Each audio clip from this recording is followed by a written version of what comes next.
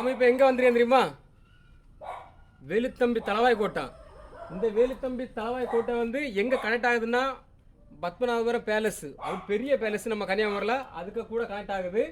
கோட்டை வந்து ஒரு தமிழ் மூவியில் வரேன். யாருக்காவது ஐடியா இருக்கா எந்த மூவியில் வரேன்னா? விஜய் நடித்த பூவே உனக்காக.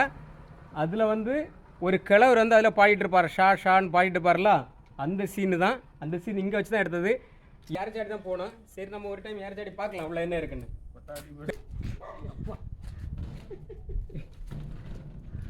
அந்த ஆளு பாடினது இந்த பிளேஸ்ல இருந்தா பாடினது. எப்படி இருக்குன்னு பாருங்க. இதுல எப்படி படுத்தாச்சுன்னா எப்படி இருக்குன்னு தெரியுமா? ராஜா காலத்துக்கு போன ஒரு ஃபீல் இருக்கு. பாட்டும் நாமே பாவம் நாமே சொல்லாமலே யார் பார்த்தது நெஞ்சோடுதான் பூ பூத்தது. பத்மநாபபுர அரசரோட மெயின் தளபதியோட கோட்டை இதுதான்.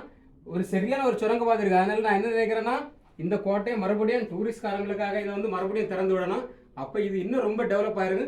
இது எங்கே இருக்குன்னா நம்ம இந்த கன்னியாகுமரி தலைக்குளம் அப்படிங்கிற ஒரு பிளேஸ்ல இருக்கு. ஃபுல்லாக டிசைன் பாருங்க, ஃபுல்லாக மரத்தால் பண்ணியிருக்கு. செம்மையா இருக்கு, வேற லெவலில் இருக்கு. அந்த காலத்திலேயே சரியான ஹிஸ்டாரிக்கல் பிளேஸ். இது ஏன் இந்த அரசாங்கம் விட்டுட்டுன்னே தெரியல. ரொம்ப சத்தம் போடக்கூடாது. அப்புறம் நான் அங்கிள் கூப்பிடுவேன், அங்கிள் போலீஸை கூப்பிடுவேன்.